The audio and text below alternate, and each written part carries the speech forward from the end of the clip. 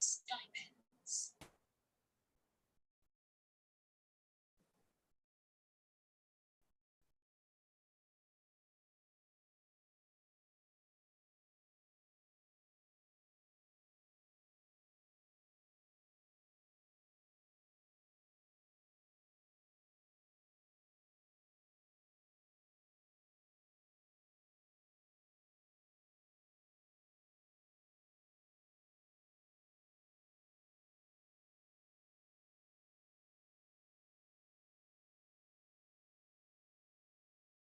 Implement.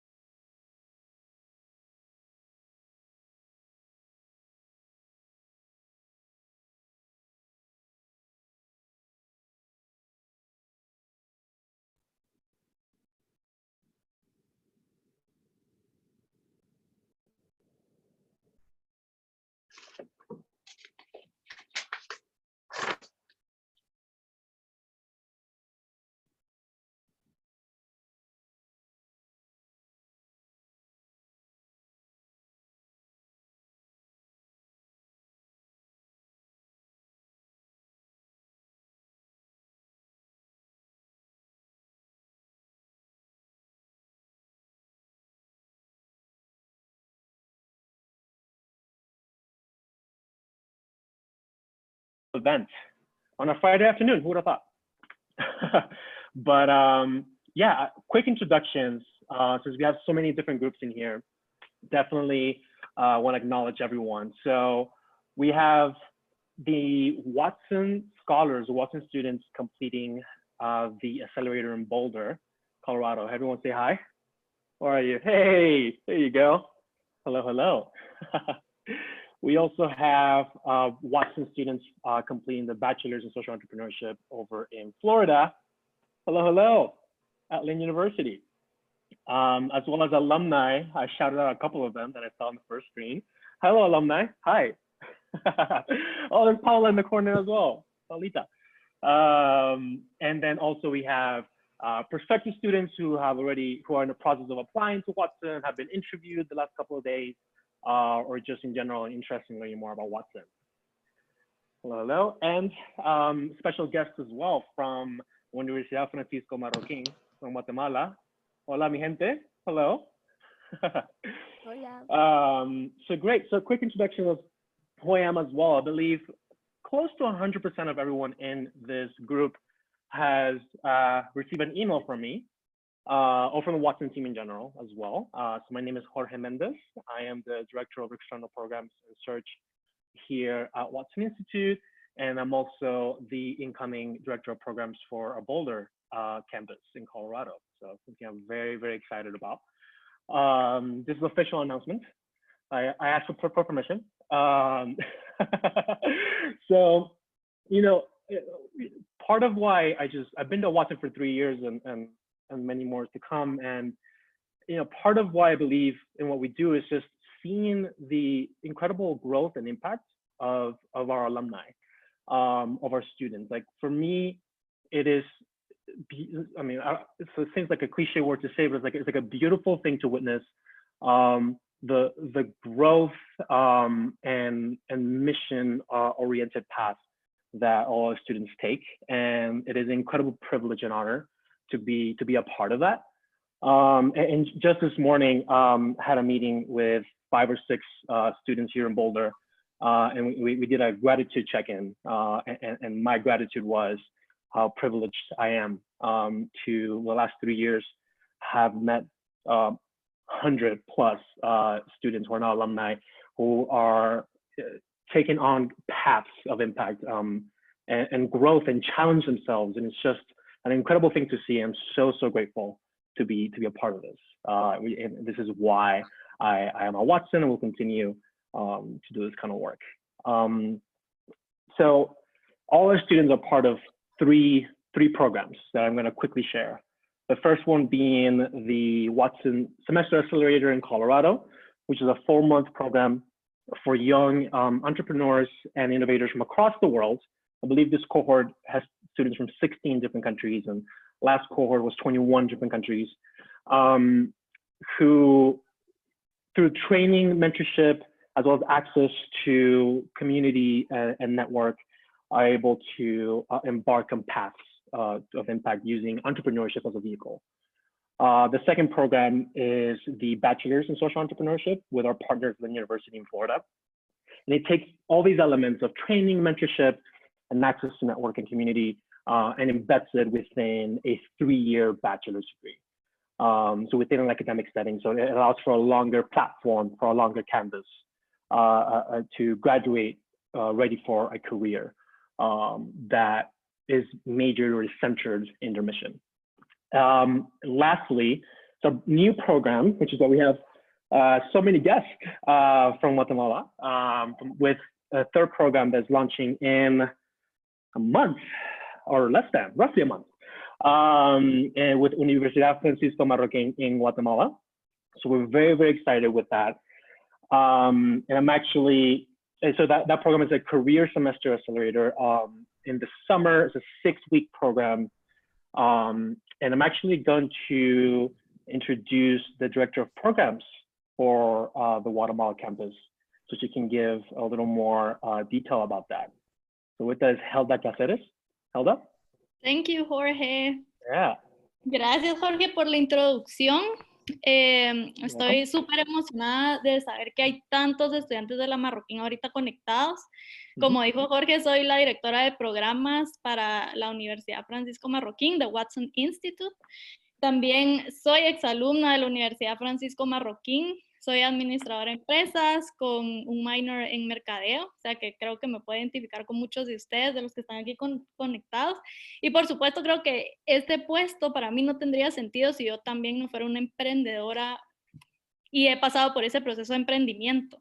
Entonces creo que por esa razón de todo lo que viví durante mi periodo de emprendimiento, el hecho de que ahora tengamos en Guatemala un programa que pueda acelerar la vida de las personas, de los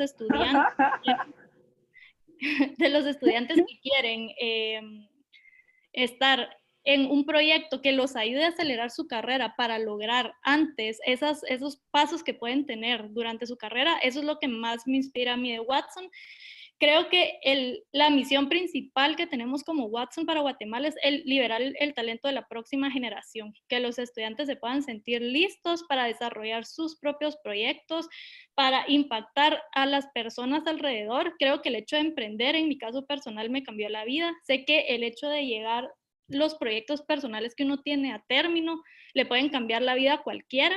He tenido algunas entrevistas con ustedes y me he dado cuenta que casi todos, si no es que el 100%, ya tienen proyectos diseñados, tienen proyectos que quieren hacer, proyectos para ayudar a Guatemala, proyectos para emprender sus propios negocios. Y es muy inspirador, porque el emprendimiento no es solo una palabra o solo un programa, el emprendimiento realmente es impactar la vida de otras personas. Un negocio, un proyecto que realmente se levante en Guatemala, que genere un empleo, está cambiando la vida de una familia entera. Entonces, este proyecto tiene como intención realmente ser esas personas que seamos esos agentes de cambio y que llevemos esa diferencia, no solo para nosotros mismos, para nuestros negocios, sino para el país entero. Y creo que también hay otra cosa importante que a mí me gustaría hablar ahorita, es el hecho que los emprendedores definitivamente pensamos diferente. Sabemos el futuro, lo miramos claro, sabemos qué podemos llegar a hacer y creo que se necesitan esos ecosistemas para que nosotros nos podamos desarrollar. Por ejemplo, estoy segura que muchos emprendedores ahorita que estamos en medio de la crisis ya están pensando que en un año que esto ya no esté, se pueden hacer muchísimas cosas. Entonces, no mirar la crisis actual, sino mirar el futuro, mirar las oportunidades. Creo que ese mindset que tienen los emprendedores es muy importante mantenerlo, cuidarlo y sobre todo exponenciarlo. Y creo que este programa dentro de la Marroquín es eso es lo que queremos lograr, de que todas esas ideas que ustedes ya tienen se puedan trabajar a detalle y que ustedes puedan salir de su carrera diciendo, bueno, yo tengo un propósito, sé qué quiero de mi vida y cómo voy a desarrollar este proyecto y no simplemente salir de la universidad y empezar a ver, ¿será que quiero un trabajo? ¿Será que quiero desarrollar mis ideas? Sino realmente establecerse. Y de hecho hay una clase que se llama Design Your Life. Ustedes van a estar diseñando su propia vida, porque creo que eso es también importante. No todos somos iguales, todos merecemos nuestro espacio para desarrollarnos de la forma que más nos gusta. Entonces eso es muy importante. Aparte de esto, les quería hablar de que si ustedes quieren aplicar al programa, nosotros les hemos mandado un link que incluye la aplicación. Entonces, si quieren seguir al siguiente paso, lo principal es de que llenen ese formulario, nos lo manden y nosotros a partir de ese momento lo tomamos, lo analizamos, miramos los proyectos en los que ustedes están involucrados o lo que quieren hacer a futuro y en base a eso tomamos una decisión de aceptar o no aceptar. Pero lo importante es de que apliquen todas las preguntas, se pueden resolver en la entrevista. Entonces, manden sus aplicaciones. También si quieren más información, hay información en la página, que también les hemos mandado esa información a sus correos electrónicos. Si tienen alguna duda o pregunta de algo más específico del programa, me pueden contactar. Yo creo que la mayor parte de ustedes ya tienen mi correo también. Y para la Marroquín creo que es muy importante que este proyecto les cuenta como un minor. Son las 18 UMAS, que creo que es sumamente importante que sepan que no es un curso adicional o algo que aparte, sino que les puede contar como un minor. Si ya tienen uno, lo pueden tomar como un segundo minor. Entonces, sinceramente, espero poder recibir más aplicaciones, inspirar también a que ustedes sigan desarrollando sus proyectos, no se queden con la gana de hacer lo que de verdad sienten adentro que deben hacer y también que no pierdan el tiempo, 5 años, 6 años después, empezar a emprender algo que ya tienen la idea hoy. Entonces, gracias Jorge por darme este espacio y espero escuchar más de ustedes. Yeah, thank you, Helda. Appreciate it. And yeah, that's actually so the Guatemala program is a new program we're launching. It's career focused, is how to use all these elements that we talked about. That I mentioned previously, training, mentorship, and so on, towards building a career. It's also very short, 6 weeks. So yeah, if you want to know more, reach out to us. It's a brand new program we're very excited about. So yeah, with all of that, actually, before we begin, I'm going to do a quick little tech check with Megan. Megan, you there? I am here. I am here. Thank you guys so much for being here. So I'm going to do a quick tech update. I'm sure you guys have been on so many calls in the last couple of weeks. We all have. But just for those of you guys who are new to Zoom, just know that I'm going to keep you muted unless you need to speak for some reason, whether that's asking a question at the end or sharing out an experience. So just please stay muted unless we call you up. And if you want to share out during one of these experiences, after one of our breakout rooms, or if you want to ask a question, there should be a little hand raise at the side of your screen that you can just press and we'll see that your hand is raised.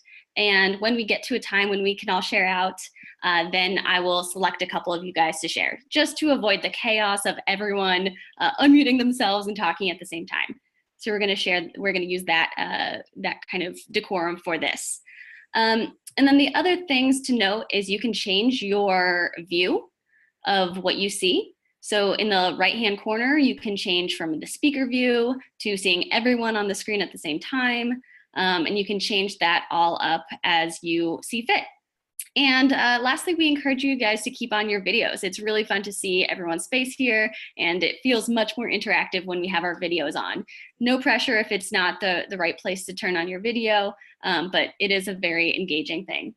I think that's the last thing on my tech tutorial. Oh, the last thing is just, I encourage you to use the chat bar. I see that's very active already. Just keep, putting questions or just, comments on this chat bar. Just, it's a very interactive way to make this master course go smoothly. So that's all from my end. And whenever we go into sharing from the audience, I will be the one kind of moderating that and selecting who will share out. So I'll be back on screen, but I'm going to send it back to Jorge, or I think it's Eric. Yeah, me. Okay. Cool. Wow, 204 participants. This is officially the biggest Zoom I've ever been a part of. So it's great. So yeah, that's the end of my part. And if you're interested in learning more about any of the programs, we'll send you a link so you can learn more. Also, feel free to reach out to me as well. As I mentioned, most of you have my email address. And lastly, the Boulder team this morning made it clear that apparently I touched my hair too much when I'm on Zoom calls. So if you want to play a game about how many times I touch my hair in this call, please feel free. You might win a prize, you might not. So without further ado, I want to introduce Eric Lustrom, who's the founder and CEO of Watson. And he will then just make a quick little intro and then get us started with Jane. Really excited. Thank you, Jorge. Thank you, everyone, for being here. Incredible to see everyone's faces, so many familiar faces. And Jane, most importantly, thank you for joining us. So I have the great honor today of being able to introduce someone, Jane Miller, who has been a key part of the Watson Institute mission pretty much since the very beginning.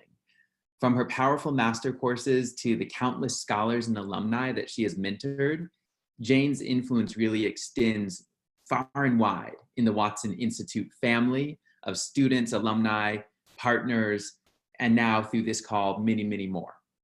So I wanted to share 3 elements of Jane's character without hopefully embarrassing her too much that make her truly exceptional. First, Jane is a leader.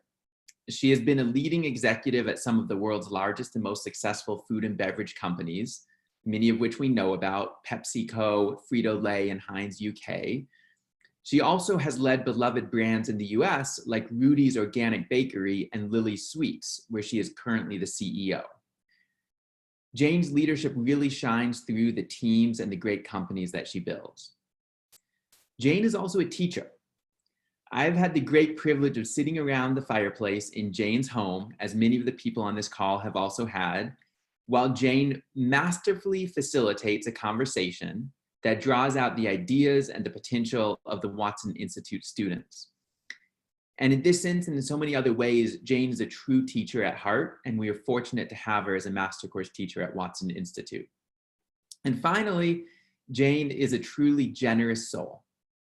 Her generosity shows up in everything that she does, including today's master course and the generous prizes that she created. Snaps to Jane.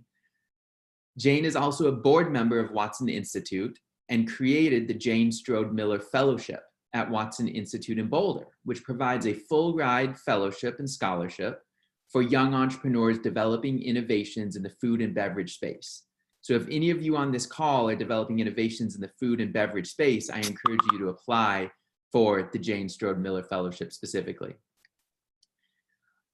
Finally, I'm honored to be able to welcome Jane as our virtual master course in this record-setting virtual master course today.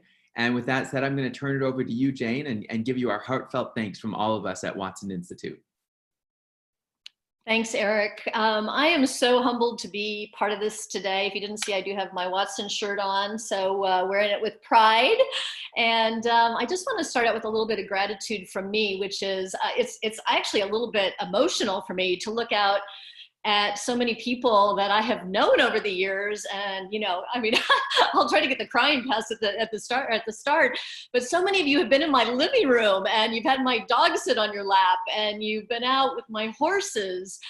And it's just so incredible. In the last 2 years, I've been down to Lynn and met the wonderful scholars there. I'm just a little bit overwhelmed to look out and see so many faces that I know. And I'm really so grateful to be part of this. I'm also so grateful that you're spending a couple hours with us this afternoon. You know, we really worked hard to try to come up with some great content in these really challenging times that hopefully will be helpful to you.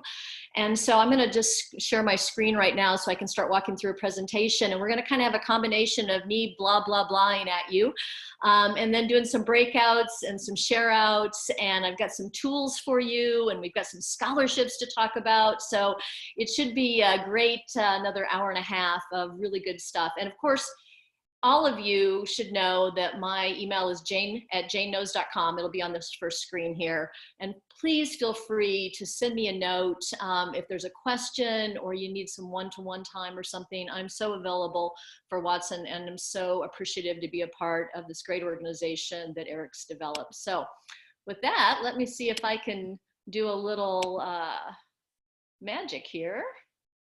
And let's see if this is gonna work. Can everybody see that? Yay, great. Yeah. Okay.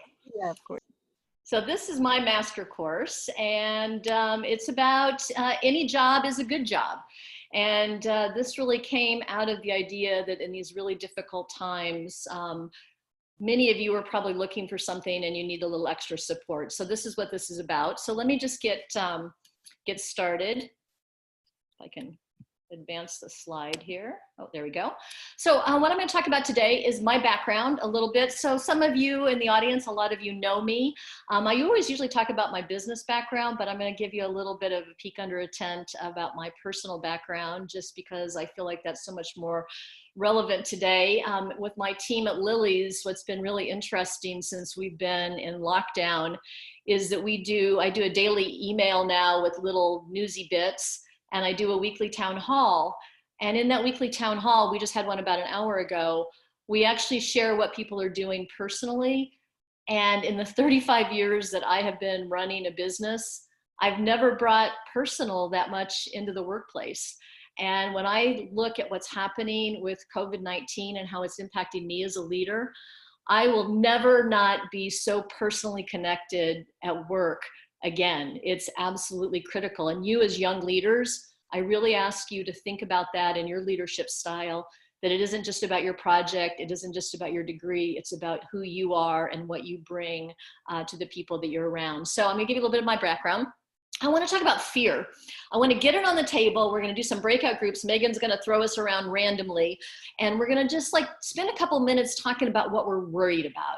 Because I think the best way to conquer fear is to look it in the face and say what it is and then move from there. So we'll do a little breakout on that. Then I'm going to talk about what employers are looking for. And you know, some of you are looking for jobs, some of you may not be looking for jobs, some of you are trying to start ventures and you're looking for funders, but I really want to just talk about the characteristics that different employers and funders are looking for. And that's now in this environment, and it's all the time. It hasn't changed. I want to talk to you about keywords and phrases that are super important and how you're going to translate that into your resume, into interviewing, and into a summer project. And we'll go through some detail on that with some tools. And then we're going to do breakouts again, and then ideate from this really wonderfully large group, different ideas about what we can do to make a difference this summer. And we'll do a breakout on that. We'll come back and we'll have a call to action and how we make that happen, along with Megan describing a little bit about how you can apply for some of the scholarships that we've got coming out of the session. And then I have a final thought with Winnie the Pooh, which I think will make everybody feel good as we go on our merry ways. So we're going to do a poll first of all. I know Jorge had asked everybody to raise their hands, but I like to see numbers. So Megan, are you going to launch the poll? There we go. Everybody vote, vote, vote.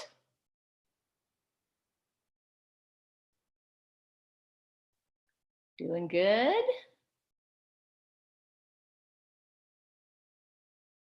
Wow.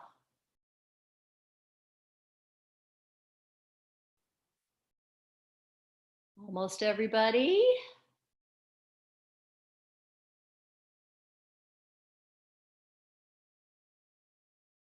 Looking good. 40 more people.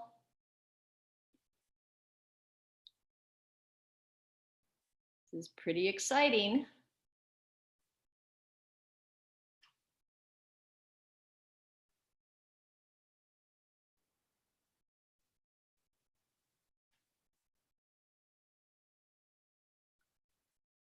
I think, Eric, we're going to have to do a call out to Helda here because the Guatemalan contingency looks pretty big.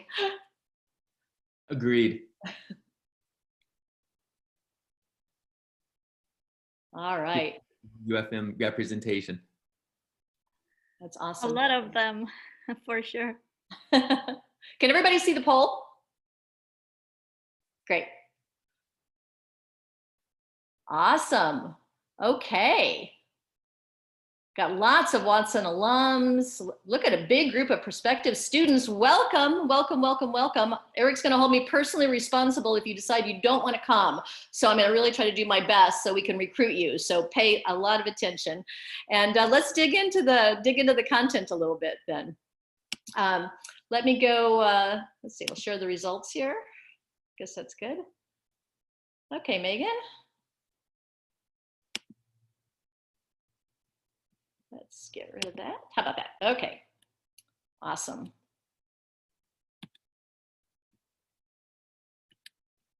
So, oops, holy cow. All right, so first let me tell you a little bit about me. There's so many students from around the world here that many of you, actually probably a lot of you from the US too, have never heard of Peoria, Illinois, but it's in the very middle of the country and it's the most average place, I think, in the whole world. So it is a great place to be from. It's from the Midwest and a lot of Midwest background and values. I have an undergraduate degree in Russian. And on a separate occasion, we can explain about how I got into that. I have an MBA from Southern Methodist University in Dallas, Texas. From a personal standpoint, I was married before most of you were born, a long, long time ago to a wonderful guy. He passed away a few years ago, but it's always kind of worth showing a wedding picture. And I was 27 there, so you can kind of have a sense of, since many of you might be closer to that age than my age today, you can sort of see what I look like about 100 years ago. And I today have 3 horses. You can see them. This is from about a week ago when I had about 2 feet of snow at my house.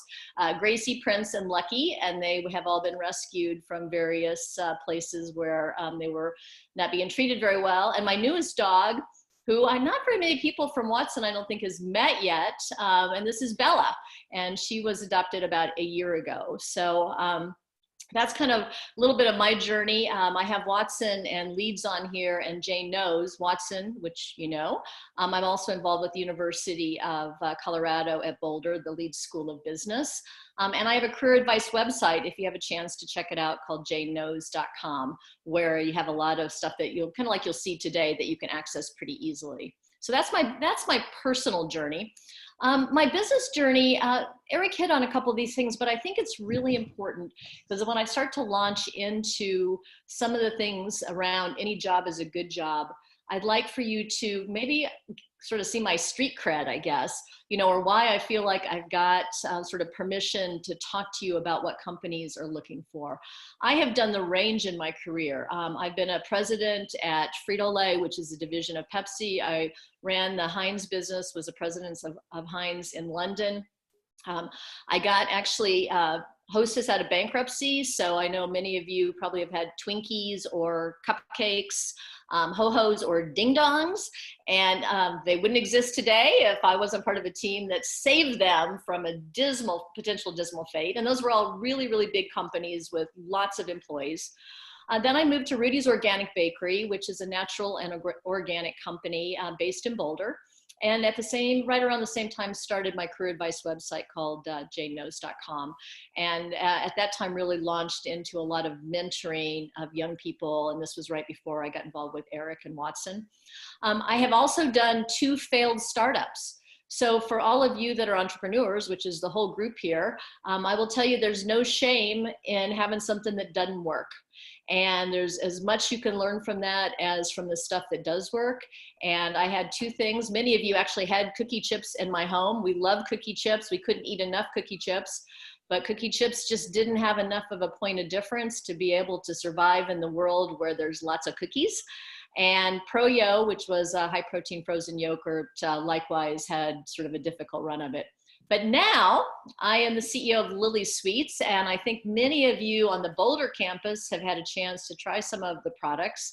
And when I get back to Colorado in about a week, I'm going to personally deliver a big box of cookies and candies and baking chips and everything so you guys can enjoy those.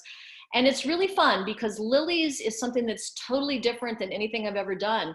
It's growing so fast. We're gonna probably quintuple, 5 times, 5 times growing the business this year versus when I started 2 years ago. We've hired 40 people and it's been a really great experience. And I share all this because in the environment that we're in right now, I think it's super important to understand that there's success, there's failure, that this too will pass. So with that, let's get started. I want to get a little bit of one more poll just to get a sense of where everybody's at. Do you have a job? Did you have a job but you lost it? Do you want or need a job? Are you just taking the summer off and what the heck? Or is there another response? So Megan's going to launch a poll for us and let's look at this real quick too.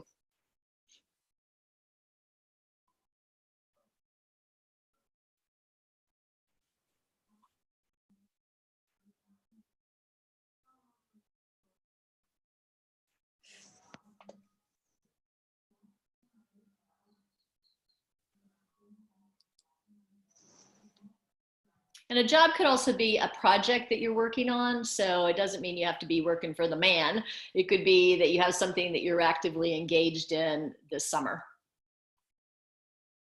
Is there a chance how you could turn up more options than one? Because for me, I had like 3 of them applied to me, but I can only select one.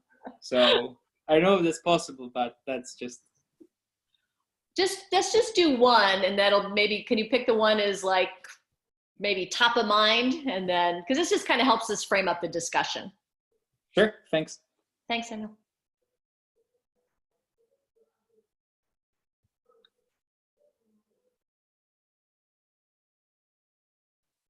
Okay, I think we're getting close.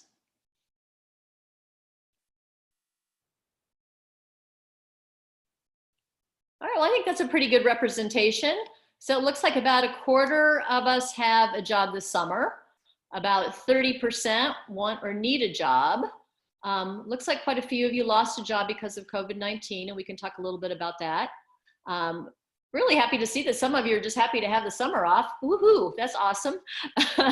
And then maybe we'll be able to get into other a little bit more in the breakout groups. So thank you so much for sharing that. That really helps me kind of understand sort of what the mix of our audience is here. So let me go into sort of the next part of the presentation, which is, hey, it's okay to be scared. Like, let me just sort of start with that and give everybody permission to sort of say, it is scary out there right now. I mean, I've been in business for 35 years, as I said, been around for 60 years, and there's never been a time like this, right? There's been recessions before, and there's been things like the World Trade Towers and 9/11. But to have both a pandemic happen and the economy around the world being so shaky is really, really, it's really unusual. It's a once in my lifetime kind of event. And so if anybody that is in the audience today is feeling scared and you're tired of being isolated and being by yourself, if you're really uncertain about your future, like, you're part of a lot of us that are like that. And we'll start to kind of maybe peel away at some of the fear. And I've got some thoughts and some tools for you when we get to the next session. So the starting point is give yourself permission to be afraid and to be scared. So with that, what we're going to do is Megan's going to put us randomly into groups, and I'm going to take about 10 minutes. And what I love about breakouts on Zoom, if you haven't done them yet, is it gives you a chance to be in a smaller group. We're going to put you in groups of 5. So you'll have a chance to introduce yourself, and it's random, so you might know some people and you might know not. Introduce yourself and talk a little bit about what you're most worried about in the situation that we're in now. And then when we come back, we'll go through a number of groups and ask people just to report back on what we're most fearful about. So with that, Megan, can you put us into some breakouts? You got it. Give me about 20 seconds. A little sound effects. Alrighty.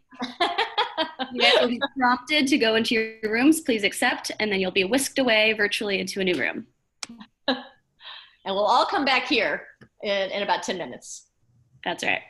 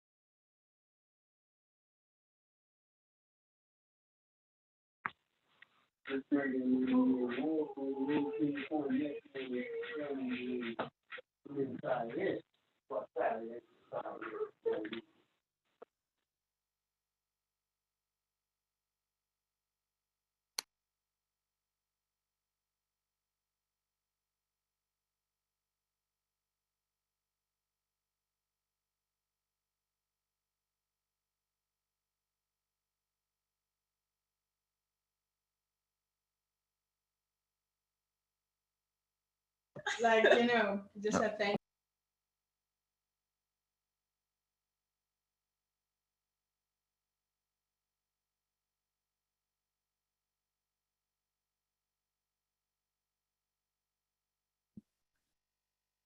All right, we're getting everybody back. Oh, I got a whole new screen with a whole new bunch of faces. Yay! Hey, Justin. Hey, Brian.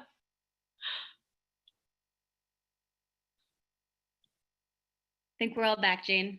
Oh, okay, great. Megan, do you want to call on a couple different groups to report back? Sure. So as I mentioned before, if you have the raise hand at the side of your screen where you see the participants in the chat, put your hand up if you want to share any insight from your time, from your 10 minutes that you guys discussed about what you might be fearful about during this time as it pertains to employment. So if you have anything, put your hand up on the sidebar. And if for some reason you can't find that, oh, we got a couple, then you can also type. I'm only going to call on a few people because we have a short amount of time to share out. I will select a few. So I'm going to go with, oh, we got a few. Okay. Let's do the first person I saw, which is Diego Andres Duarte. So I'm going to unmute you and you can share. Or you're already unmuted. Go for it. Yeah. Hi, everyone. I'm Diego. I'm from University of Francisco Marroquin. We discussed a lot of topics in my break room, but the main one is how in a lot of countries, people is like divided. Like some people do care about the elderly, how they can impact them, and others, like in US, I had it was called Ezra. He was from Florida, and he started talking about how some of his friends are, yeah, let's go party. I'm not gonna sacrifice my spring break just for this virus and stuff. And he was like, no, I stay home because you might be a carrier of the virus. Like you don't get the effects, but you can infect other people. Like I saw research from New York that a lot of people are asymptomatic, like they don't get the effect of the virus, but they can infect other people. And that's what's spreading the virus in exponential ways. That was the main concern of our group. Thank you for sharing. All right, we're gonna hear from, next person I saw was Fabian. Hey, thank you, Megan. So we basically shared our thoughts. Some say they have fear of losing a partner, great opportunities. In others, a great chance. There was a story of this young lady who was supposed to go to New York, but then the whole trip was canceled due to the coronavirus. And the only thing we could all agree is no matter what's going to happen and how bad things or rough things are going to get, we should all be together. We should all of us be together in this and share our experiences and thoughts and support. So, and I'm saying to all of you guys, and appreciation to Jane and the Watson team, that whatever you want, please feel free to reach me out. I'm not an expert. I'm not really something big, but I do like hearing people and listening to the stories and supporting each other, because that's what we need now. The future is going to be great. I'm sure of that. We just need to give support to each other now. Thanks, Fabian. Good to see you. All right, I see Bonnie has a hand raised. Bonnie, if you want to unmute yourself and share. Hey, how are you? So we talked a lot about the economy just in our own countries and around the world in general. But the one that really kind of just hurts my heart is the fact that around the world, people are just trying to blame groups of people, and it's really becoming aggressive, and some of it is racially based, and we just think this is kind of very scary because it's a lot of ignorance and just people acting on things that are told to them. Maybe they haven't done research or anything like that. So we just kind of hope that that goes away. Yeah, and also just adding on to what Ray was saying. So in our group, we had this girl, I think her name was Gloria, and we talked about how I think people here now, and even more specifically because I'm from New York, a lot of people are putting fingers at other people. So in this time of like uncertainty and crisis, the fact that people aren't uniting and aren't coming together to sort of help each other out instead of just like, I guess like we're all sinking if no one's going to do anything about it. So the fact that like this is all happening is something that we just kind of hope that it would kind of like fade away. Or we do know that because like of everything that's going on right now, this is something that is like coming bigger and bigger. And I guess when people are frustrated and angry, the only thing that they can do is try to put blame on others. So that's a lot of what we talked about. Thanks, Bonnie and Ray. All right, Anahit and Sam. Hey everyone, I'll go and then Sam can just like follow up. I think we had like 4 or 5 students in our group, and one common concern that we had, how it felt like going into a job market now, and even before that, like some of us felt that our skills were not necessarily hard skills or weren't necessarily enough for the current situation to handle.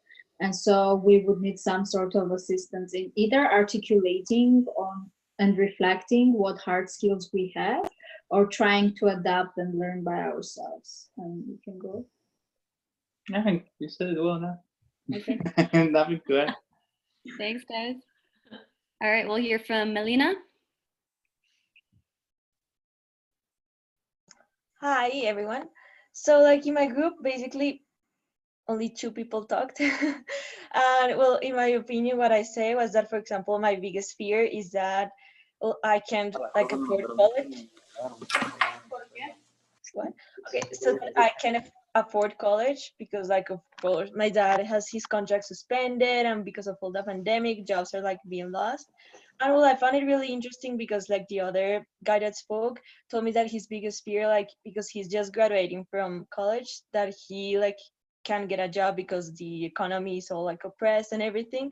So like it's just like, but what like we were talking about is that in these times, like of course like the common jobs may be on jeopardy, and maybe people who are working and everything may like lose their jobs or be afraid of it. But what we need to think about is like on the positive side, like what can we get out of this pandemic? What jobs or entrepreneur like ideas can we get out and start doing like new businesses or stuff that like could really like expose us and make us like better and like find these jobs and like take these fears away. So like of course there's the bad side, but also like try to take the positive side out of this pandemic and horrible situation we're living. Thank you. I think we can have 2 more people share. Let's see, Megan, no last name there, but with an H. Yeah, hello. Hi. So we spoke about how our governments are dealing with the situation. So in my team, we had 4 people. The other 3 were from Guatemala, and we spoke about how their president is a doctor, and so they're taking well-informed measures. But me being from India, I know that my government is not really taking that well-informed measures. And even though people can only do so much, like social distance and take some precautions, the government does play a big role. And I think it's scary that some governments are taking advantage of the situation politically, and what the effect of that will be. Thank you, Megan. Let's go with Melissa Diamond.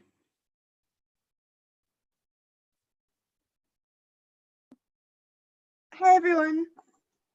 So we talked about a number of different things in our group, and fears like having to start internships and jobs virtually, as well as not being able to get a job in our fields, and as well as the overall effects of the economic downturn on both companies and hiring as well as individuals.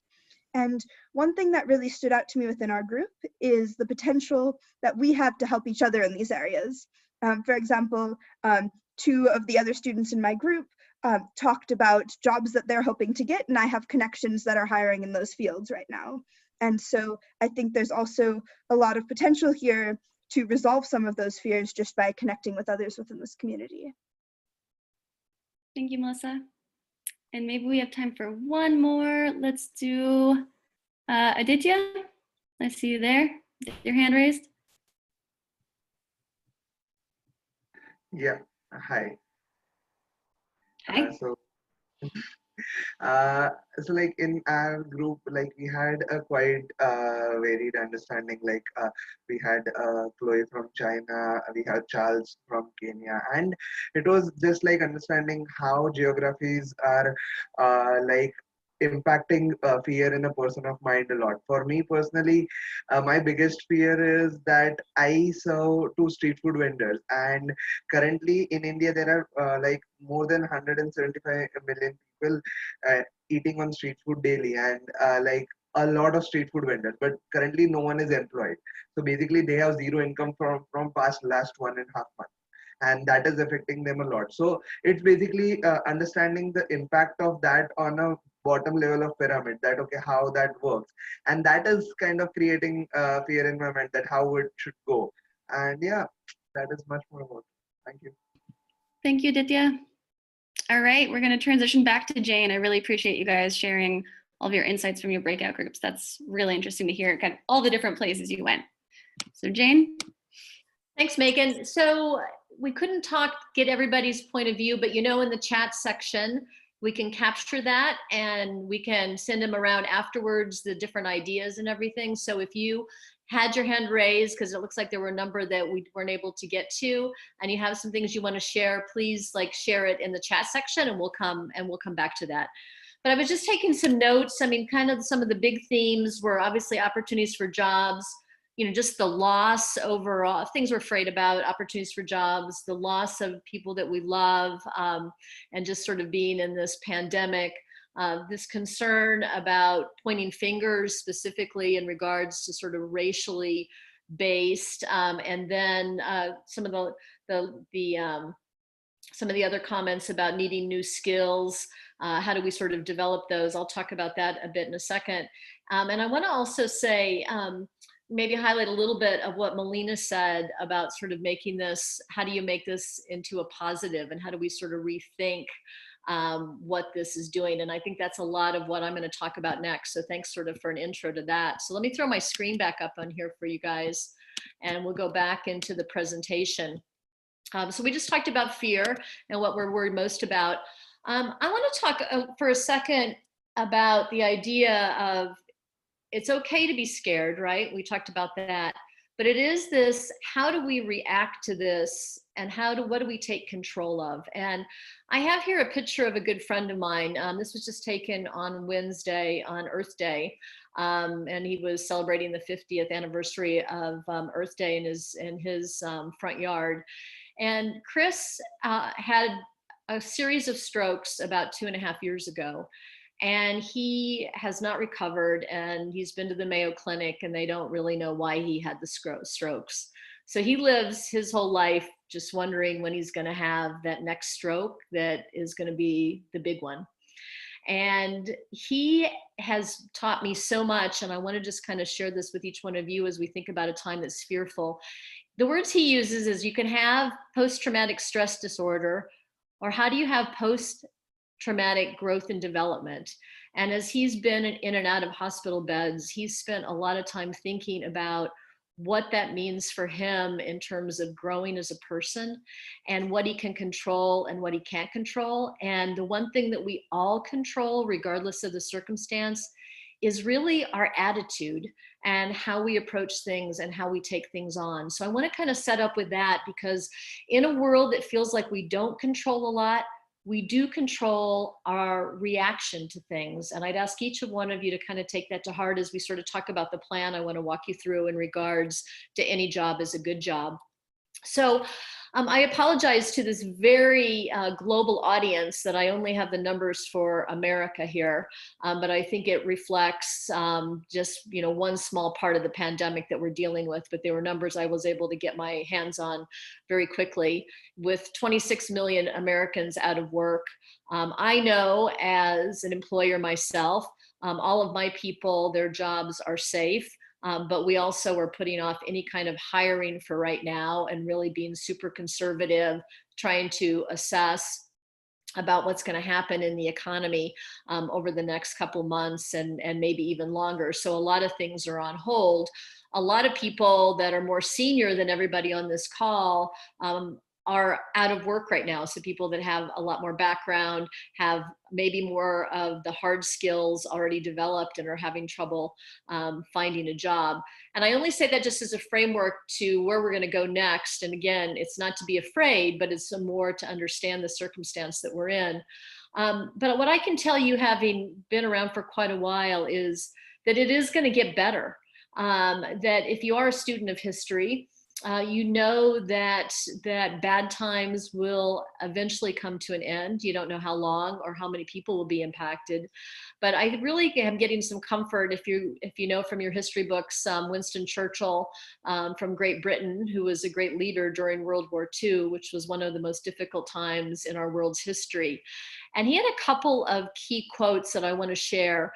One is, success is not final. I guess that's, always trying to remember that if you are successful, there's maybe something else that'll happen, but failure is not fatal. We'll move on from that. And if we feel like we're in failing times, that's good to know it's not fatal. And then what it's really about is having the courage to continue. And I think in times like this, it is that sort of taking to your heart your ability to be in control of what you can control. And this almost sounds like it's a joke to some degree, but it's actually, I think, pretty inspiring, which is never let a good crisis go to waste, was one of his quotes. And so with that, what I want to do is lead into some real meat about what you can do during this time. So how do each of us not let this good crisis go to waste? So what I'm going to talk to you about is, how do you use this summer to create a story about you? How do you create the summer to really leverage the things that you do well, to really build on those and to build this story? What I'll tell you is, as an employer, a longtime employer, I don't care who is on your resume that you work with. I don't care if it's a Google or a Facebook or a World Health Organization or whatever the company is. What I care about is what you do with the job that you had. It's not about the company. It's actually not even about the job. It's about you and what you did with it. And this is so important, because employers, what we're looking for is who you are, not a title or a place that you came from. So what we're going to talk about next is, how do you start to understand what you want to say about you, whether it's to a potential employer or, with many of you have great ventures, what you want to say to your investors and other people that want to support you. So let me start out. This is the mission statement and values for my company, Lily Sweets. And I just wanted to start with this because there's so much here that I think other employers really look for. And then we'll get into you in particular. And our 5 values start with exceed expectations, which is really about results. Embrace change, which is about adaptability. Assume the best, which is about respect. Winning together, which is about teamwork. And taking the high road, which is about integrity. And when I think about us as a company, and I think about the people I want to hire, these are really the key things that are really important to me. And again, just to put them in some words that you can kind of wrap your mind around, we have sort of, action words here, like embrace change, but that really is about being adaptable. And we're seeing that now more than ever in terms of how we're having to pivot as a business in this very dramatic and fast changing time. I mean, literally 2 months ago, we said as a company that e-commerce was not that big of a deal for us, that we were going to sell in all the big grocery stores. And that was, or like a Walmart or a Target. And that was where we were really going to sell our products. And then that was in February. And now we're seeing our whole business shift to online because that's how people are shopping, because they don't want to go into stores and they want to have it delivered, or they want to make sure that when they go into a store, they're totally organized. So they've been online with what their shopping list is. And so adaptability right now is super important to my company and what we're looking for. So I just wanted to give this as an example. Many companies are like this, where there's the key things that they're looking for, but these characteristics, like being a team player, having high integrity, getting results, or having initiative, are not unusual kind of words that companies are looking for. So what does that mean for you? I will ask each one of you we won't take time to do a breakout on this right now, but I want to just ask each one of you to think for yourself, what are the 3 words that describe you? So I'll give a quick example here. It could be team player. It could be, and when I say words, these are words or phrases. Team player, having intellectual curiosity, doing whatever it takes. So this is probably describes Jane Miller. So when I think about myself, I feel like, although I'm a leader and have been a CEO for a long time, I feel like one of the key things about me that I want people to know is that I know how to play as part of a team, and that there is really no individual that can do any major task by yourself. You really, really need to be part of a bigger collective. And being a team player is super, super important for me as I describe myself. Intellectual curiosity. Now, this is a really important one for me because, you might be surprised, but even at my age, I want to learn stuff all the time. I really want to be in a situation where I'm not stagnant. I'm not like that old person that says, we've been doing it like this 100 years, we're going to do it for the next 100 years. I want to be continually trying to build my skills and figuring out how I can learn something new. And so the second thing to know about me is it really is about continuous learning and asking questions and really trying to understand what is happening in the world. And then the third thing about me is I do whatever it takes. And this isn't about working 24/7. It's not about only being focused on work, which is why I wanted to start out my speech about myself with my personal life and how I spend time with horses and my dog and mentoring. But what it does mean is if I'm given a task, I'm going to do whatever I can do to get it done. And it's going to get done, and it's going to get done well. So these are the 3 words that describe me. As you think about an exercise when we leave today, I want each of you to sort of say, what are the 3 words that describe you? And this is why it becomes so important. 1, it should be the basis of your resume. When you put a resume together, and you do this whether you're looking for a job, again, if you have a venture and you're trying to get investors, you need to have a bio, you need to have a CV that lays out your background. And what you want to do is, in my case, team player, intellectual curiosity, whatever it takes. Every example that I give on my resume needs to tie to one of these 3 words. So when I talk about lilies on my resume, I talk about what we're doing as a team to be able to create success. I talk about the new venues that we're getting into and the new products because we're curious about not just being a candy bar. And I talk about, what the links that we'll go to reach out to consumers and to customers to make it work. But my resume, when you read my resume, I don't have to say team player. I don't have to write intellectual curiosity. I don't have to write whatever it takes because someone's going to read my resume and those are going to be the 3 takeaways they get from it. So one of the prizes we're going to have at the end are 10 resume reviews with me. And it's super important if you could have those 3 words and then really think about how that plays out in your resume. Now, how does this play itself out with an interview? It's the same kind of thing. Probably most of you, if you've interviewed for a job, and probably all of us have interviewed and not gotten a job that we wanted, and you always felt like the person who was doing the interview had all the control, right? They have the job and you want the job. And so whatever they ask you, you're trying to answer and scramble and get the answer right. But the key to interviewing is to know that you have an agenda too. And your agenda with me is you want to make sure that I know the 3 things about you. So if I ask you a question and you answer it, it's easy for you to turn it back around and say, so Jane, the answer to this question is XYZ.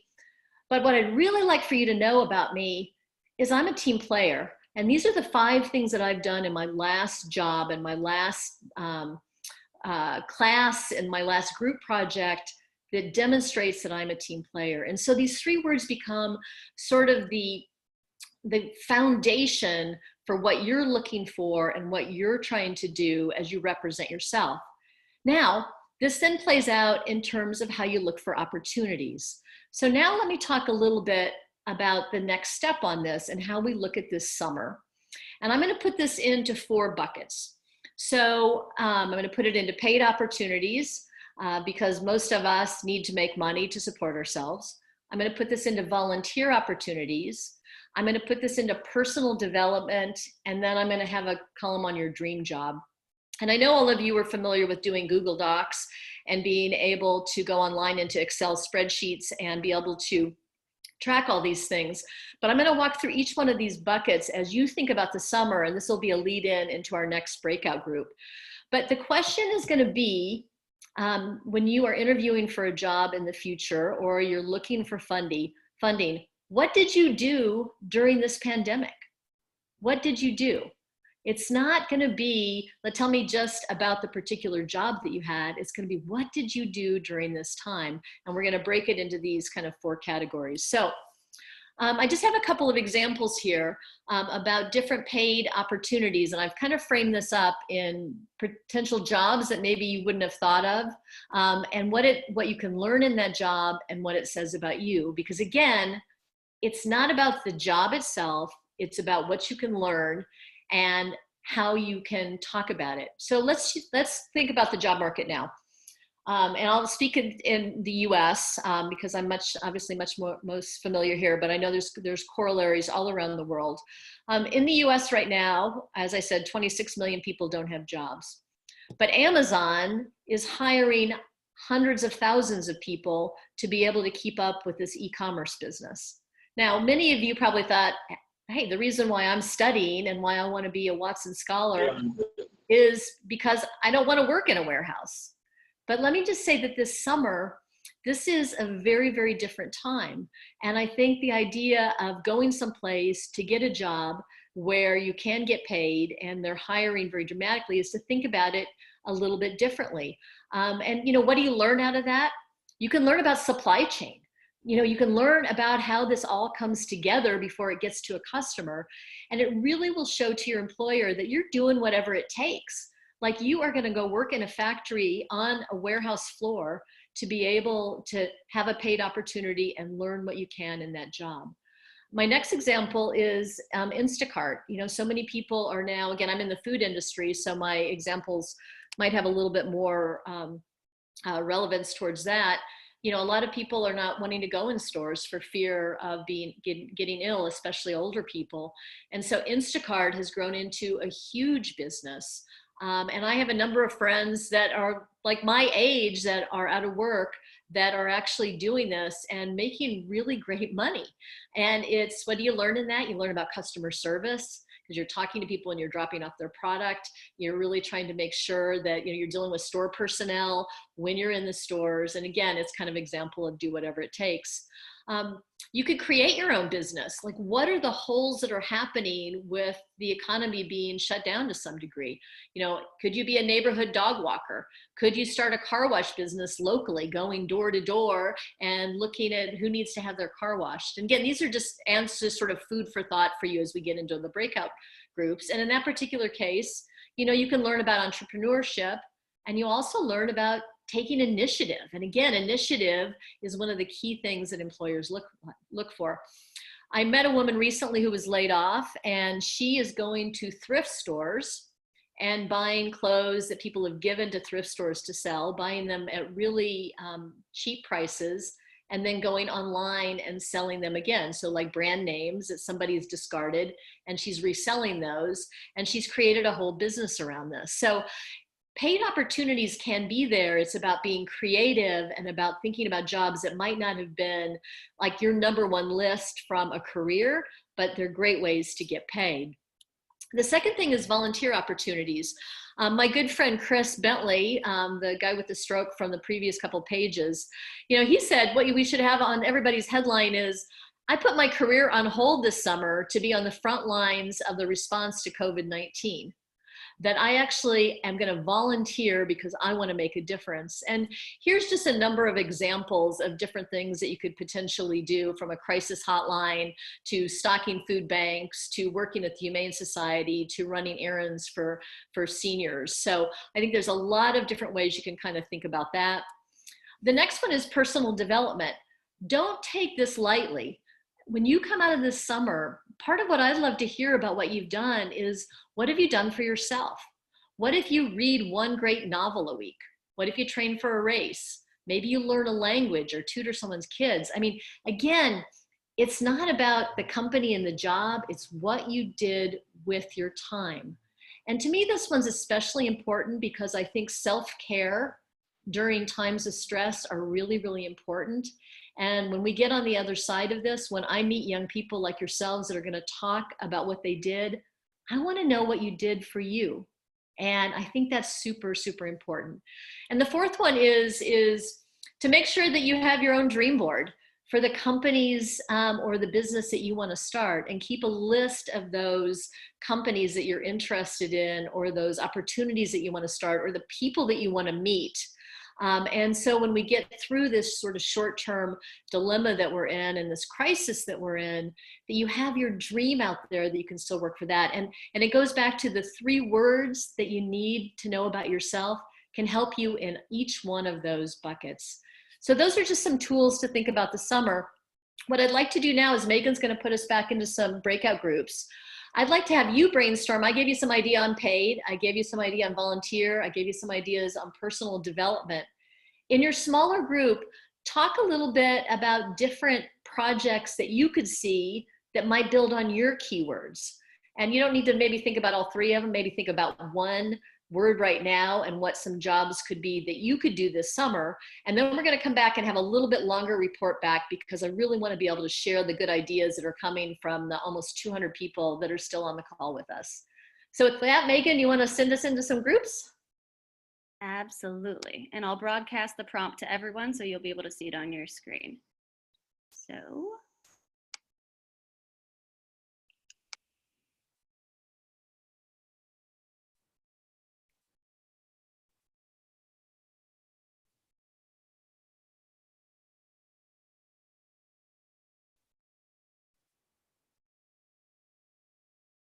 So 3 words, think about the 1 word you want to talk about, and some different job ideas. So we'll see you guys in 10 minutes.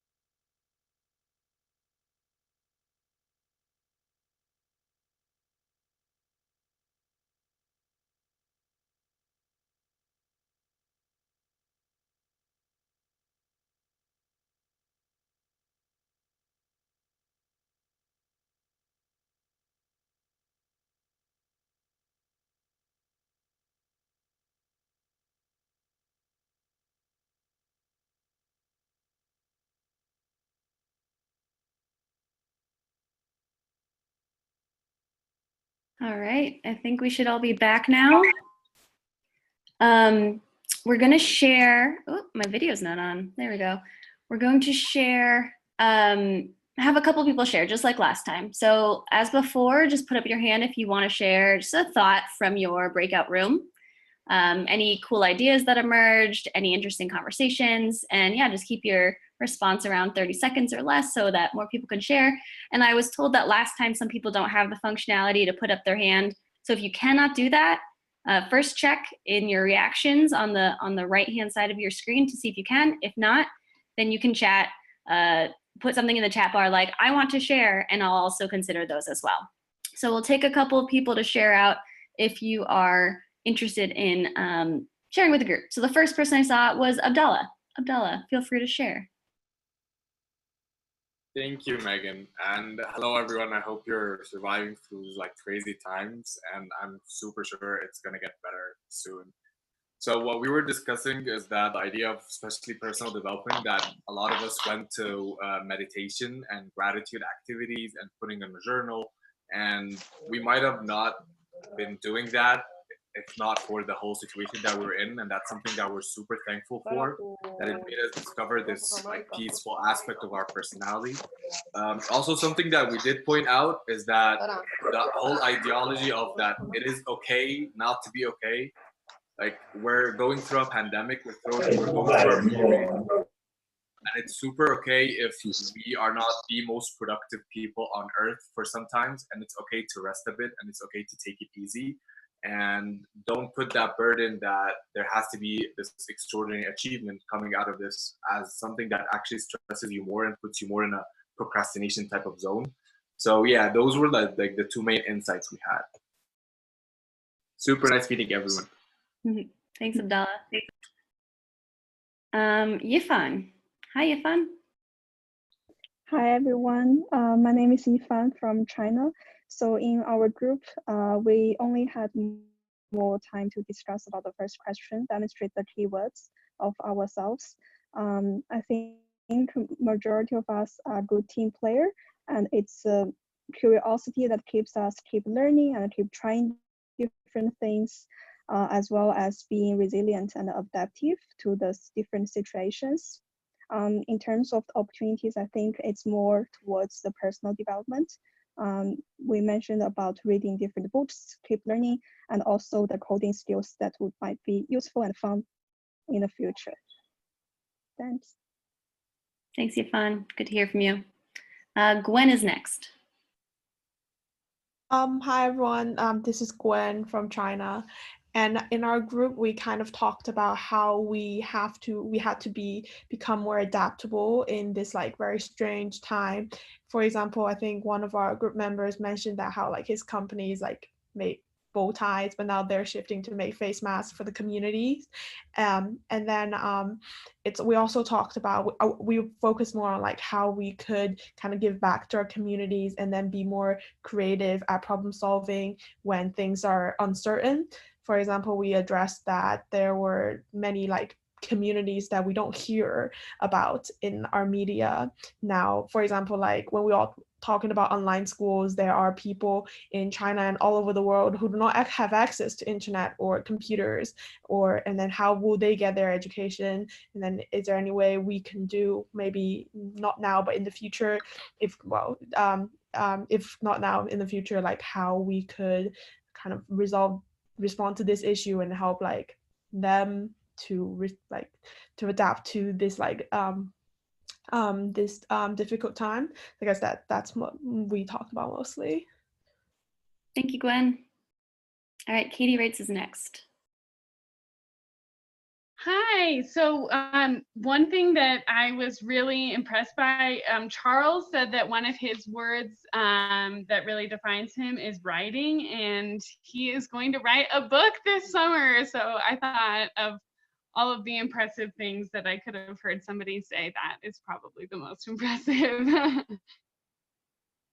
That's awesome. Thanks, Katie. All right, Nat, I don't see a microphone with you, but hopefully you do have audio. Let's try it, Nat Holly. Oh, hello. Oh, yes, it does work. Hi. Oh, Megan. Oh, I've missed that face. Oh, yeah, so great to be here, guys. Yeah. So our team, we had like a big old discussion about what we're getting up to. And I think, you know what, Watson scholars, and we're not just Watson scholars, everyone, we can be right lazy because we're so overwhelmed by everything that's going around us. So we're always hungry, we're always tired, there's always something else going on, there's always something else to explore. But finally, I'm bored, and I don't get bored often, and that gives me great possibilities to put that built up energy into something a bit more productive. So I have decided to stop saying I'm an entrepreneur and actually start doing something. And rather than in like 4 months where I've done nothing apart from wait for Disney Plus, I decided to put the energy to good use. I've created a website, I've got a domain, I've got my social medias, I've got a team of volunteers, been smashing it out, got a little kind of side job, thanks to Bryn. I'm now a consultant for Forbes. Yes, that's good fun. And I feel like that's our duty, really. You know, if other people are dying, like being nurses and stuff, we should at least put our time to good use. Thank you, Nat. Appreciate that. My pleasure. All right, next up is Julia. Hey guys, I'm Julia. So one thing that me and the girl I was talking to were talking about was being creative and taking this time to kind of think outside the box. And one thing that I've been wanting to do for a long time is kind of starting my own mini online business with thrifting clothes, kind of how Miss Jane talked about earlier. And one thing that me and my sister like to do a lot is paint clothes, specifically like jean jackets. Here's one that, I don't know if you guys can see this, but this is one that she did, and I think it'd be cool to do this kind of during this time of just reflecting on things. And the more I realize, the more it's something that I definitely want to do. So awesome, thank you. All right, Frank Mugisha. Hi, hello. My name is Frank from Uganda and Rwanda, and I'm currently in Tanzania, so from East Africa. Yeah, for me, my idea is to use this time to, I'm a dancer, I'm a dance artist, and I just have this new idea of multi-disciplinary play / dance theater show that I want to work on, called the interconnectedness of everything. And I'll be collaborating with the music artists, with the musicians, to kind of put you know, all these things together: storytelling, dance, and music, and poetry and sound. So yeah, so that's my plan. We need the arts right now. We need them. Thank you. Thank you, Frank. Thank you. All right, Natalia Juarez.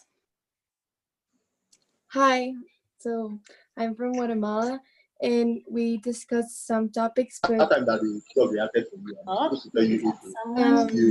In here. Keep going. Thanks.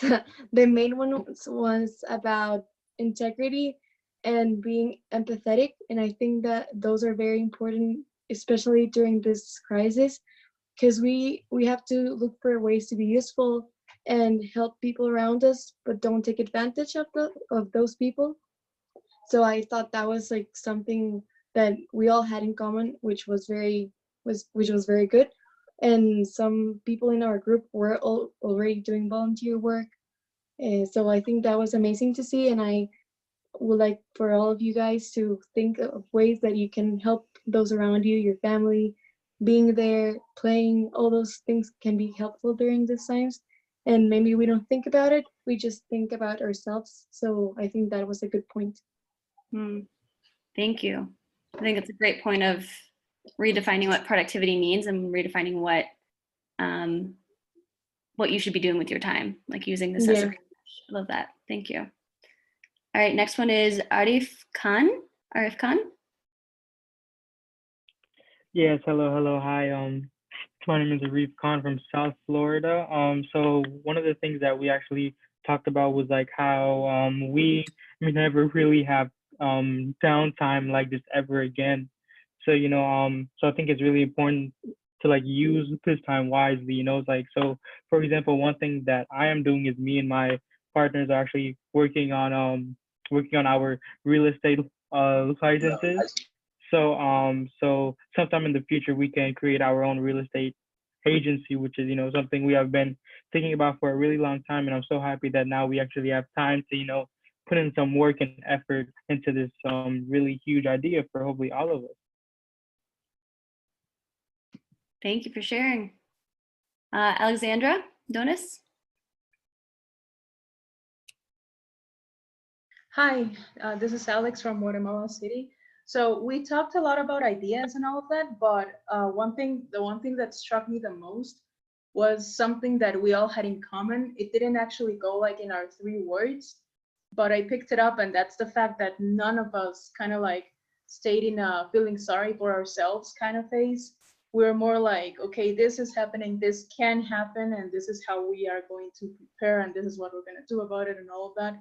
So I don't know, I think that struck me the most because, a lot of people, and I know it's hard and all, but a lot of people stay in that kind of like mindset, like this all sucks and whatnot. But I guess maybe that's what makes entrepreneurs a little bit different, that we don't feel, we try to get out of that stage as quickly as possible. Thank you. Yeah. Eton, one of the two. ITON. Hey, can you guys hear me? Yes. Awesome. So my breakout, hi, I'm Miles Eiten. I'm here in Taiwan. One thing we talked about in our group was the how of what we're thinking about doing and implementing over the summer, and manifesting our 3 words into that. It took a lot of looking at what we're doing, like 3 out of 4 of us are students. So maybe that's why I was leaning towards this personally, but I really wanted to emphasize rest and just understanding rest and how to incorporate that even into what you consider your process or work or training, because it's important. It's how you rejuvenate. So also let's be mindful about what's going on around the world and with ourselves too, and take some time to slow it down when we can and when we should. Great, thank you for sharing that. Ashley is next. Hi everyone, so my name's Ashley, and I'm here in Boulder right now as part of the Spring 2020 cohort. And basically what my group talked about, I find it really quite funny. All the things we had in common was that we were all going to take online classes in the summer. And I think that's just a really good show of that we want to keep learning, and that we're not letting this pandemic stop us from continuing our education and learning more about the things that interest us and finding other opportunities. So that was really cool. And sadly for some of us, we had plans like internships and programs that was cancelled or is still uncertain because of the nature of the global pandemic right now. So, but it was really good that we kept encouraging each other and trying to find the bright light in all this. Yeah, the positive side in this. Thanks, Ashley. All right, the last one I believe is Ibika Alohu.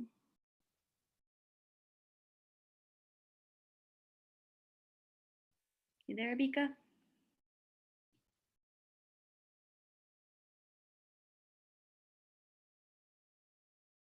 Don't hear you, but you look unmuted. I'll wait 5 seconds and then we might have to move on. All right, we're moving on. Hey, can I share something? Is this Abika? No, that's me. It's Ivan. Can I share something? We'll have to put your hand up, Ivan. I'm gonna actually go with Fernando Bencel. I see your hand up. And this might be the only one we have time for. Fernando? Hi everyone. I'm from Guatemala.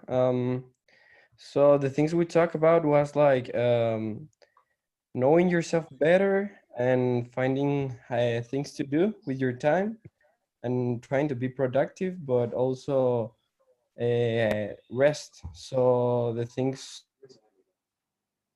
like having a balance between those two, because we don't know how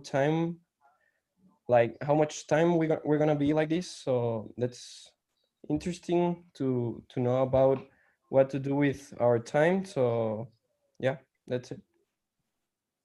Thank you.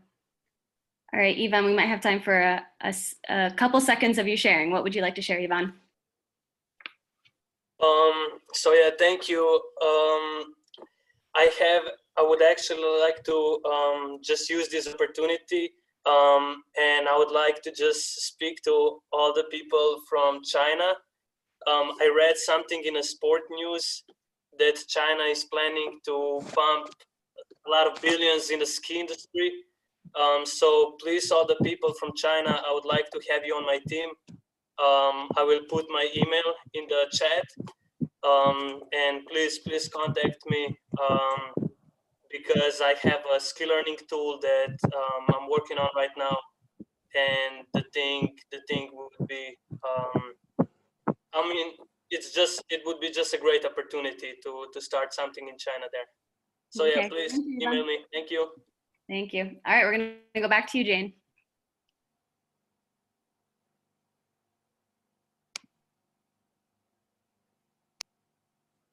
I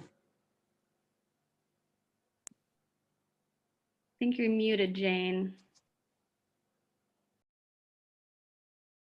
Yeah, thanks, Megan. I was saying I wish all of you were in my living room right now, because it's so cool to hear all of the points. And I think the one thing that I'm just really taking away was this kind of consistent theme is about yourself.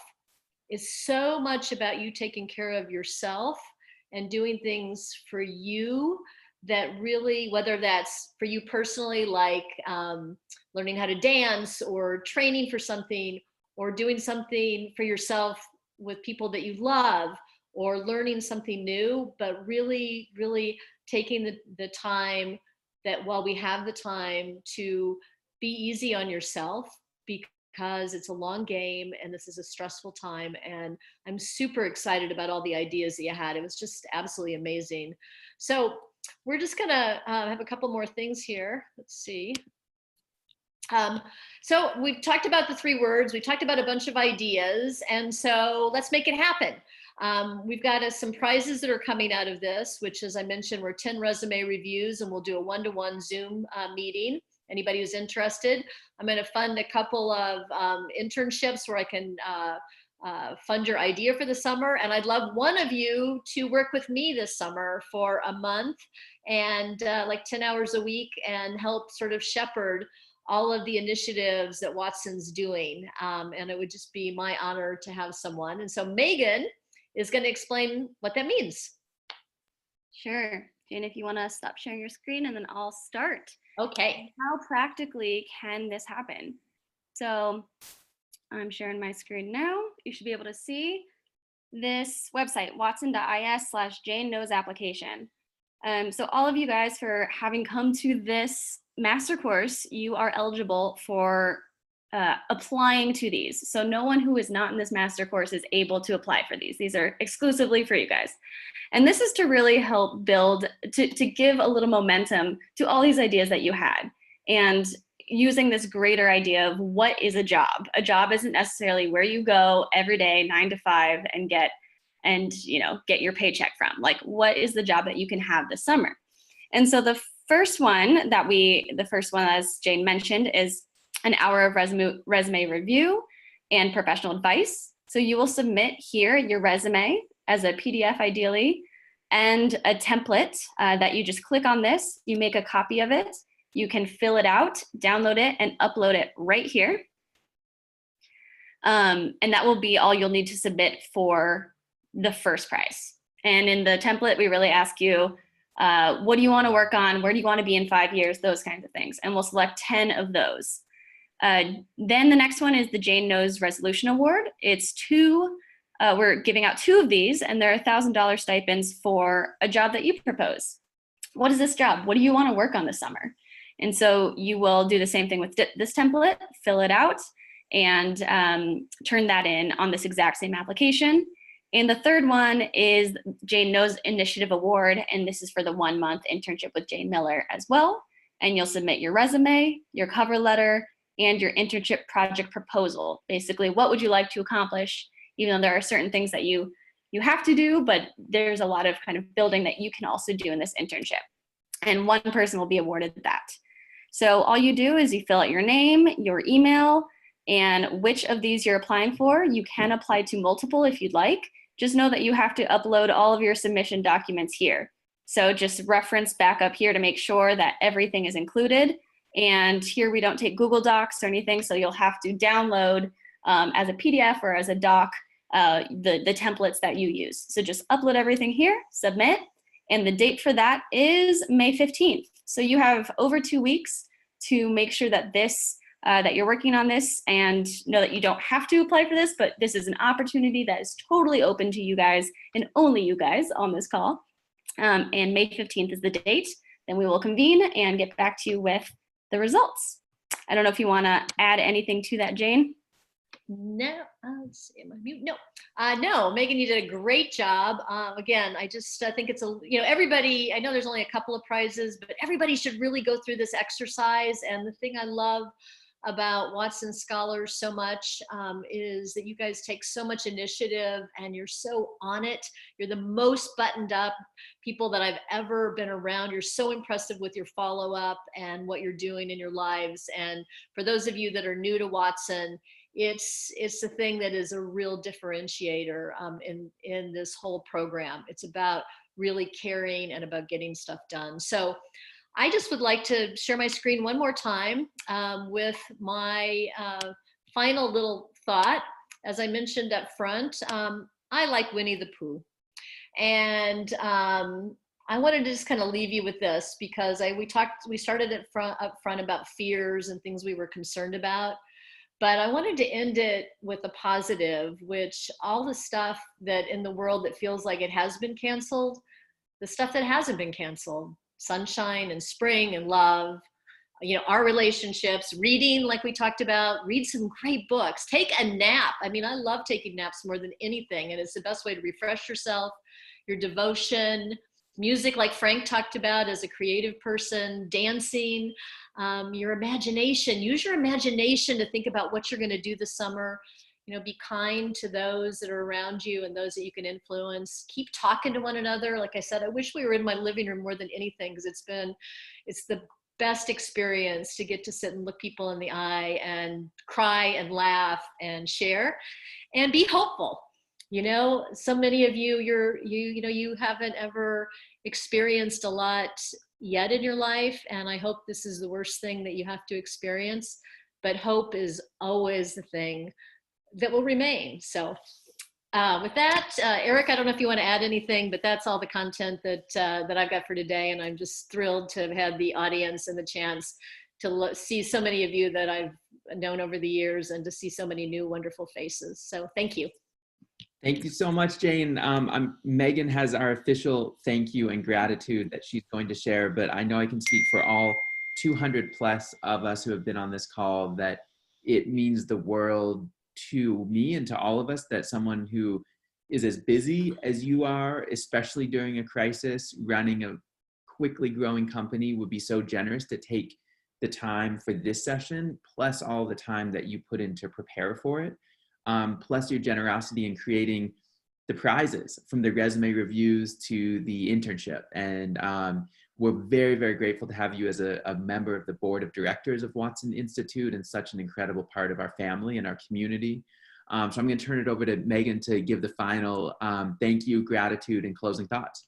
Yeah, thank you, Eric. And thank you, Jane, so much. Can everyone just do like a little hand sparkle thank you? Yes. So grateful for you. I am so inspired by just how you bring yourself to everything you do fully.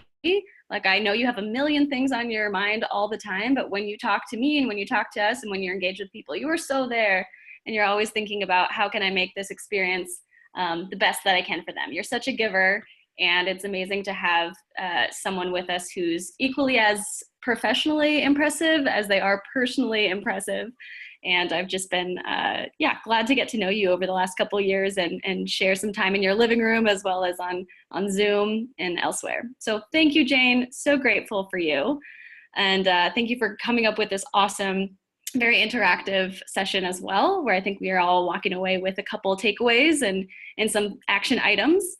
And then for all of you guys, just to refresh what I said before, May 15th is the deadline to submit. We will follow up with an email to all of you guys with the link. So, bookmark this one, but know that it'll be coming again as well. And I'll keep this chat open for a little bit. If you do want to, post things and chat in the chat bar, I'll keep this open for the next 20 minutes or so if you do want to keep chatting. And the two more things. I know Misa Grenier had posted a link here that if you want to continue to connect and collaborate and just continue the magic here, there's a document that was started at last master course. And feel free to add your email and kind of what you'd want to get involved with.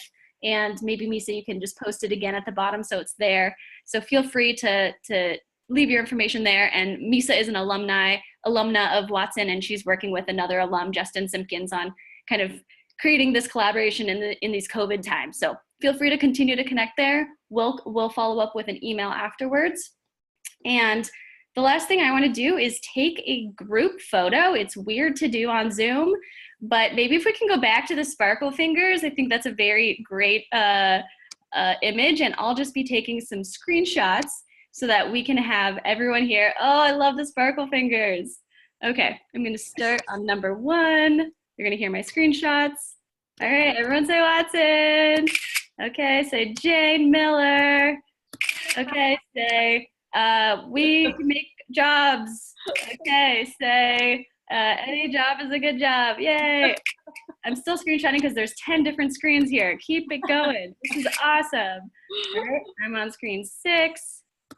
Oh, well, now at this point, it's just people's names. So I am done with the group picture. Thank you guys so, so much. And like I said, continue to connect in here to chat. I'll keep it open for a little bit. Thank you, guys. Bye, everybody. Be well. Thank you. Safe. Thank you, Megan. Bye. Bye. Nice to meet you. Bye. Thank you. Thanks, Jane. Bye-bye. Thank you. Adios. Adiós. Bye. Adiós. Gracias. Adiós. Gracias.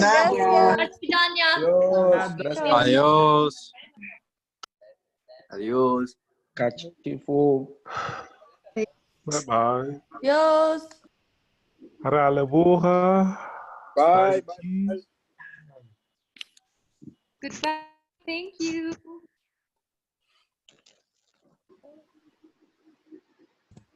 Oh, Ivan, that's your brother. Nice. Yo, hey man, that's Oh. Nina. Nina, I've heard so much about you, mate.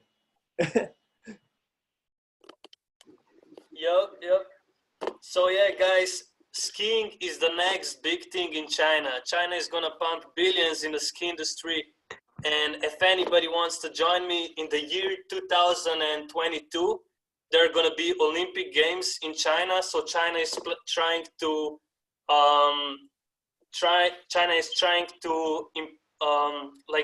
get 300 million new skiers by the year 2022. So there are going to be a lot of ski slopes opening up, and I think it's just a great opportunity there for our project Skiller. That's a skill learning tool that helps all the beginners, including adaptive skiers and anybody who wants to learn more please shoot me an email on the group chat here, or I will post my email, and let's connect and do big things together. Woo! All right then, if we're all doing a little pitch. So guys, I've recently got some lovely grant funding to deliver a project through this organization called Peace First. And the idea is I need as many people from all over the world to record a 1-minute video about the positives of their community that has come out as a result of the corona crisis. And then I'm going to edit the videos together and make a really heartwarming thing to give people a little bit more hope. So if you guys are willing to record a 1-minute video about something